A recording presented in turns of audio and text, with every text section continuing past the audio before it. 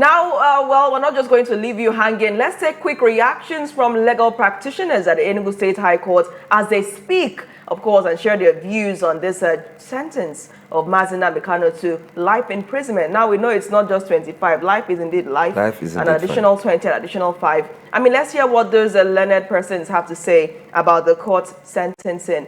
Do take a look, and we'll be back in just seconds. Don't go anywhere. In a criminal case, the prosecutor is being given with the burden to prove their case beyond reasonable doubt. And after proving their case beyond reasonable doubt, in their own intention, in their own prowess, Nnamdi Kanu raised an issue of no case submission.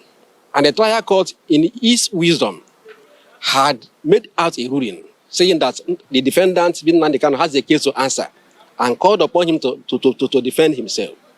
It's unfortunate that the defendant was unable to defend himself. And it is a dangerous stake for a person that has been accused of a crime to fail to defend himself. So the court, in its powers, now heard that today, that because of that no defense from the defendant, that he has been convicted based on the evidence before the court, and therefore sentenced him to some terms of imprisonment, even though the prosecutor demanded that he should be sentenced by death, but the court, out of his discretion, passed out a sentence of life imprisonment. So it never is a surprise to me that it occurred in view of the failure of the defendant to put up a defense against the charge against him. Anyway, judgment of courts is binding and final. It is not a new posture for somebody to have been convicted of a crime. And even though that has been sentenced for life imprisonment, to 24 imprisonment, the defendant, being Mazi Nnamdi Kanu, still has a right to lodge an appeal before the appeal court. It's a fundamental right. It's a constitutional right. So there is an avenue, opportunity for him to challenge the judgment on appeal court. And the appeal court can, one way or the other, review the judgment of the high court. So this is not the final bus stop for him to exercise his right of appeal. So the continue to move, but it will be a kind of a hard nut for him to crack at the appeal court. All right. It's very unfortunate that the judgment was against him today. Though, as a lawyer, I wasn't expecting something quite different, considering the fact that an accused person standing a criminal trial ought to have entered defense. And I was very much shocked when he disengaged his lawyers without even entering defense by himself. So courts of justice is where you have procedures. And the law demanded that, first of all, he entered the no-case submission, which court said no, that you have a link to these charges. Enter your defense and prove yourself or show that you are innocent as you claim. But he fails to do that, maybe through by his lawyer or by himself, and keep on playing some dramas in court. It is very, very unfortunate. Very unfortunate. The judgment was life imprisonment but if we should look at counts 1 to 5, it ought to be a death sentence from count 1 to 5. Though what judge maybe needs magnanimity, reduce it to life imprisonment, 21 years imprisonment. All the rights he has now is to appeal. He can appeal the judgment. This is a judgment of High Court, Federal High Court, I mean to say. So you still have right to appeal to Court of Appeal, and from Court of Appeal to Supreme Court. So you still have chances. And of course, that's it from the Enugu State High Court. Now we go straight to Umuahia, Afia State, where a cross-section of respondents expressed dissatisfaction with the judgment and sentencing of the IPOB leader to life imprisonment. They spoke to Afia TV's Deputy Chief Correspondent Emmanuel Waziri on the streets of Umuahia on the heels of that judgment. Do take a look. The judgment that they rule against Nnamdi Kanu today, I'm not happy over it.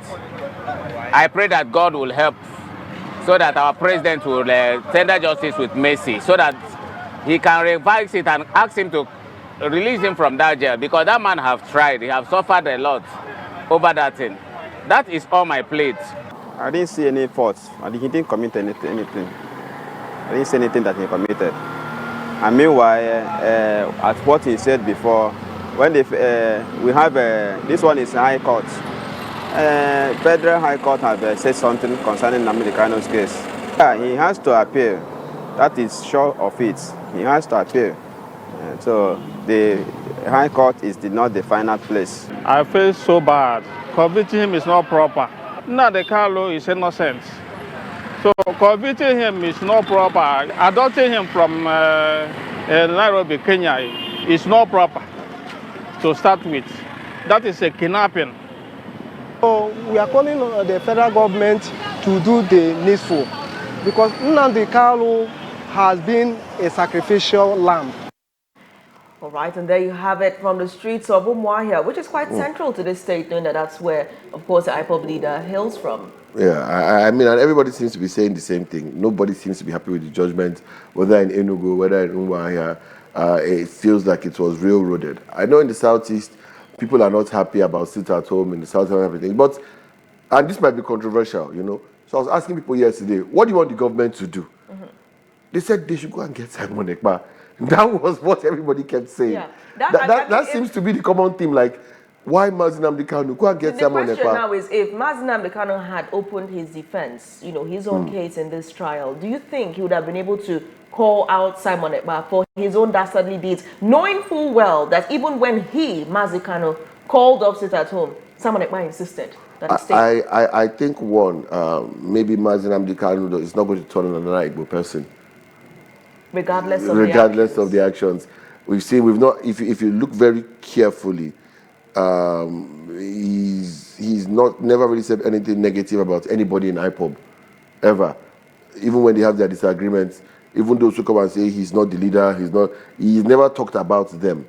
You know, he saves all his venom for Igbo politicians, who he thinks says a lot of very, very things I cannot say on TV about them. So I doubt he would have done that.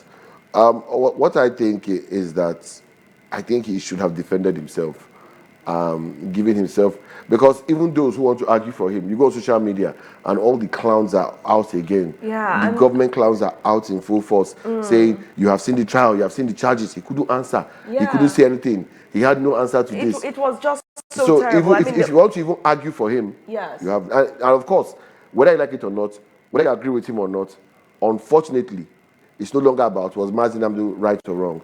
It's now you Igbo people, can you see yourself? Which is sad and disgusting. We saw one prominent individual come out and drop this inciting X-tweet when he said that, look at how can they be his representatives, referring to Aloy Ejimako and the representing his constituency, how can they ask for mercy and, you know, for some kind of mercy when they know the crimes he committed? And was with this satisfaction. I mean, I saw people come out, claws out, everything out, because they felt that this was a man who was basically now down as a result of that judgment. So, I mean, they had a lot to say. But let's take this quick reaction now from a member of Mazi Nnamdi Kanu's legal team, Maxwell Opara ESQ. What he did say outside the Federal High Court, basically trying to raise hopes that that would not be the end, that indeed they're going to pursue further action at the appellate court.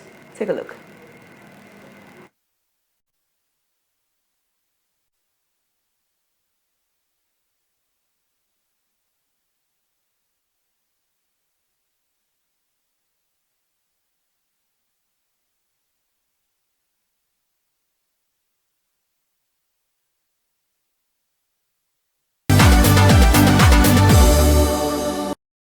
Welcome back to the Afia Morning Show, and deep apologies for that interruption. We'll take that quick video now from, of course, one of the lawyers representing Mazi Kanu, who may now be a consultant in that case. Of course, that's Maxwell Opara ESQ. Let's take a look at what he said right after the judgment was issued by the Federal High Court in Abuja. Do take a look. My people, now good evening. Just because many of you have been calling me, let everybody calm down. We are filing our notice appeal tomorrow. And be rest assured, the judgment is going to be set aside, because this is not judgment at all.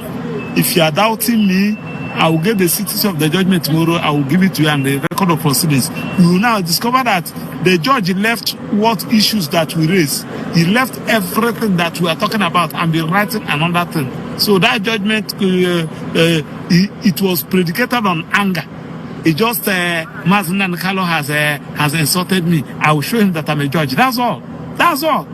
It's not predicated on law at all. A matter that was not investigated. The judge, you rejected the statement of Mazi Nnamdi Kanu, the DSS wanted to tender. Now, if a matter that was not investigated, there was no statement, there was no investigation report, on what basis are you giving judgment? Issues of the whole Mazi Nnamdi Kanu, you did not even address it. You are talking about bombing Britain, British High Commission, bombing American Embassy. All those doesn't make sense at all.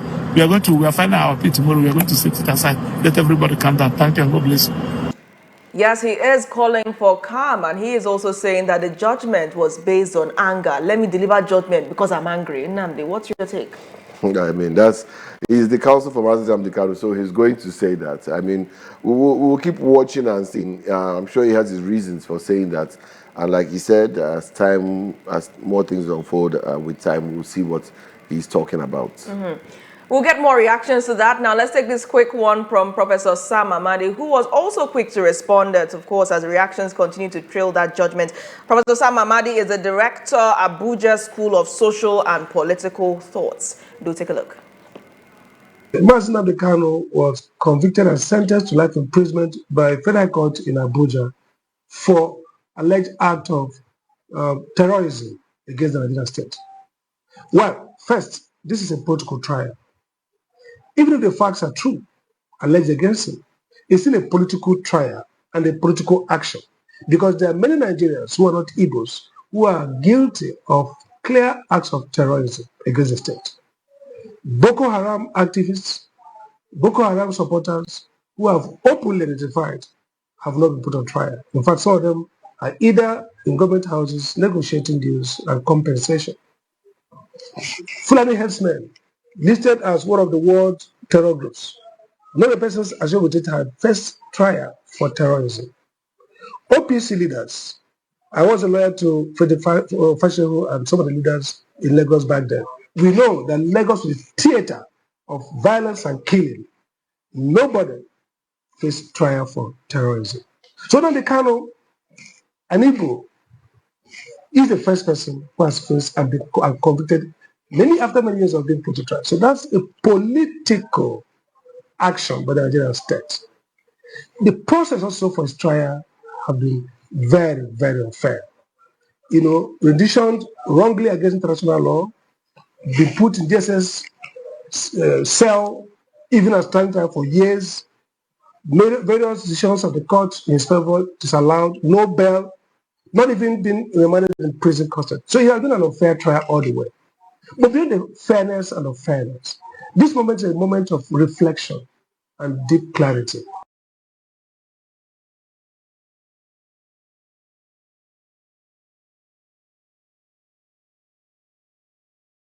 First, the whole idea is to entrap, don't fall for this. No violence in the South, none whatever.